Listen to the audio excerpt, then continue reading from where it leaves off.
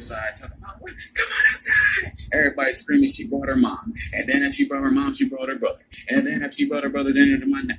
Then the police. And it was just like, they just poking up outside my house and the kids yelling and screaming at me. Had the kids out there fighting each other and all this. And it was just hectic around here to the point where I started snapping, like, yo, leave me alone. Leave me alone. Screaming. And at that point, they're like, yeah, excuse me.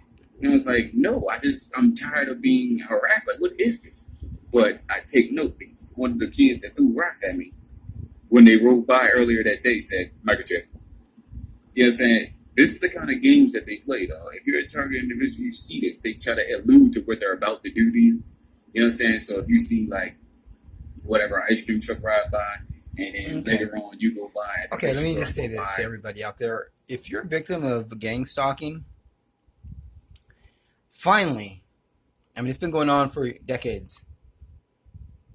Since the 80s, in my case, 1980. But if you're a victim of gang stalking, finally we're getting answers. It's the government. It's your local police department along with the military running black ops programs on the American people in secretive. And let me tell you this. They have created so many victims. There are so many traumatized people that if the government was to stop doing this, and it has to be signed off by governors and the president, is Trump in on it? I don't know. I don't know if Trump's in on it. I don't know. He has a lot on his plate. Yeah, I mean, at least they make it look that way, like everyone's attacking him, so maybe he's too busy to... I don't know. But Obama had to be in on it because he went in pretty easily. So did Hillary. Or, sorry, Bill. And Mr. Bush. And Daddy Bush. But they've traumatized so many Americans. And there's so many Americans that are traumatized for life. And they're not easing off of them. They're really wrecking people's lives. And if the government was to pull back and stop doing it, you would have thousands and thousands, possibly even 1 million people in America that's permanently traumatized. There's many people that don't make videos. You know, I could imagine like maybe a 63-year-old rich widow that's maybe going through some weird stuff. Isn't she's being gang stalked, but they're, you know, who knows how far this illegal program extends. It's completely creepy. It's illegal. And people with the right mind can see the horror in it, the evil in it, the creepiness of it. And there's a difference between someone that shoots someone in the head and someone that taunts them and terrifies them when they do it. A sadist.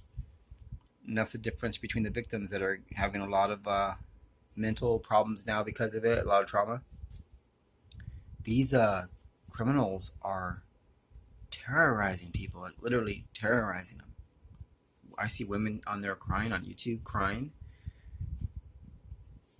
If the government was to pull back now and try to cover it up somehow, or just pull back and even acknowledge what they did, there's people's lives that are forever ruined, permanently ruined. I don't know how much of therapy can really help. This is a crisis, and it's only allowed to happen because the American people did not know it's even going on. And it's not hard to let the American people know.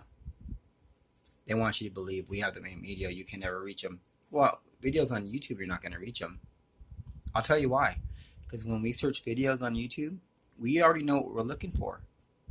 I'm not going to go look for some comedy. I'm not into comedy. I'm not going to look for some comedy skit. And vice versa. They're not going to come looking for gang stalking. But if you tell people, put flyers out, go door to door, let people know there's a secret police program, and you direct them to people's videos, you can wake up massive amount of people in a week. One time I paid $1,400 for an email marketing program for a book I wrote. And my website got no views.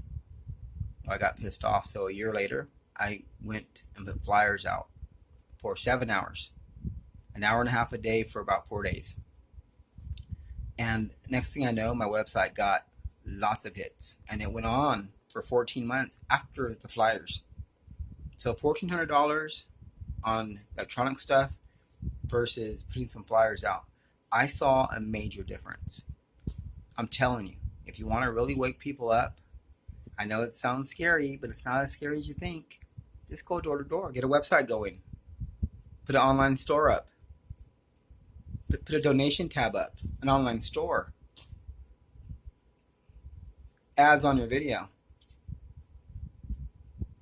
You can make an income at the same time you're waking people up.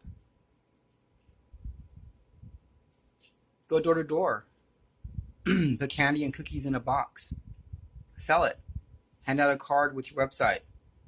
They'll buy from you at the door. Say, hey, by the way, come look at my website. Then have your videos or other people's videos on the website that wake people up. And they'll buy from your store online as well as when you're at the door with the product. And you can make a living. And then you have regular customers that will come constantly on your website. Eventually your name will grow. Get something flashy. Get a cool name.